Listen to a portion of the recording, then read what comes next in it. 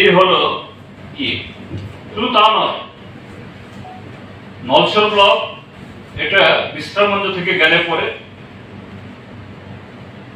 পদ্মনগর, তারপরে নলছর বৈরাগী দোকান, বৈরাগী বাজার, তারপর এই নলছর বাজার যাওয়ার আগে ডান দিকে যেতে হয় উপরাস্তা। আমরা দুজন রওনা দিয়েছি এখান থেকে। আমরা বিশ্রাম মঞ্চের কাছে গিয়ে শুনলাম পদ্মনগর বাজারে, এই পদ্মনগরে রাস্তা রক্ষক ওদিক থেকে গাড়িগুলো পাস দিচ্ছে, কিন্তু এদিক থেকে গাড়ি দেখে দেখে পাস দিচ্ছে। আমাদের গাড়ি গেলে আমাদেরকে আটকা হবে। আমরা যদি যেতাম সেখানে প্রথমে আমাদের সাথে ক্ল্যাশ হবে। আমরা বলি না, তাহলে তো আমাদের উদ্দেশ্য সফল হবে না। আমরা গাড়ি ঘুরিয়ে বক্সাপাড়া দিয়ে আমরা চলে গেলাম এই দুর্লভ নারায়ণ বাজারে। কিন্তু ওখানে গিয়ে দেখি লোক এসছে কয়েকশো লোক। আপনারা শুনলেন বিএমএস নেতার মুখ দিয়ে 20-25টি গাড়িকে অ্যাডভান্স টাকা দেওয়া হয়েছে,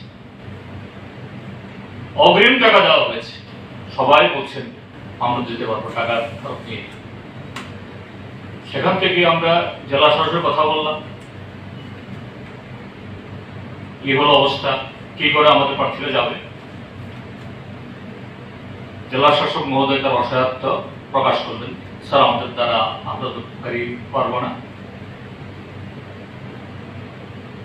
এদিকে রাস্তায় রাস্তায় সব তাদের লোক বসিয়ে রেখেছে, ব্লকে কয়েকশো মানুষ বসিয়ে রেখেছে, এবং মুহুর্মুহ খবর পাচ্ছি আমরা নলছরে বোম ফাটাচ্ছে। গণতন্ত্রের মহোৎসব, মুখ্যমন্ত্রী মিছিলে হেঁটে অবশ্য দেখুন, আমি মুখ্যমন্ত্রী হয়েও মিছিলে হেঁটে আমরা গণতন্ত্রের জয়গান গাইছি।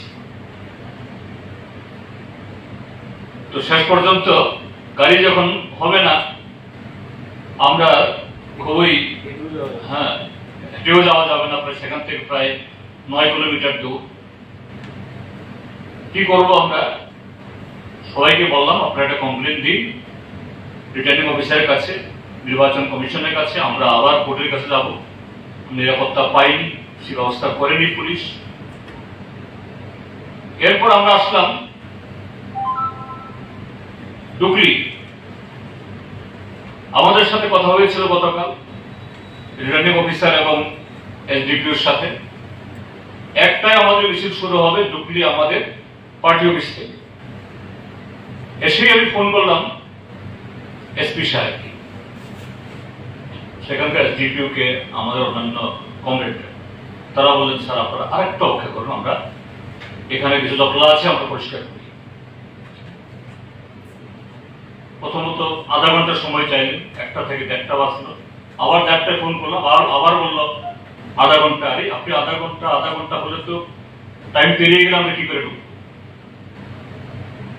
শেষ পর্যন্ত যখন 1:45-এ ফোন করলাম, আর তো দেরি করা যায় না, আমাদের যেতেই হবে। কেউ কেউ বলছিলেন এসপি নাকি তখন আমতলী এই থানা চত্বরে ছিলেন। মনে হলো এসপি সাহেব স্বয়ং যে গুরুত্ব দিয়ে সেখানে আছেন, ব্যবস্থা করুন। তিনি গ্রিন সিগন্যাল দিলেন, স্যার আপনারা এখন শুরু করতে পারেন। আমি বের হলাম, কয়েকশো নারী পুরুষ। কিন্তু যে মাত্র আন্তর্জাতিক মেলা কেন্দ্রের সামনে পৌঁছলাম, মুষলধারে ইট এবং ওই যে হাঁপানিয়া, মুষলধারে মানে ওই ইট বৃষ্টি এবং মদের বোতল। এটাও আপনাদেরকে আমি ভিডিও দেখাচ্ছি।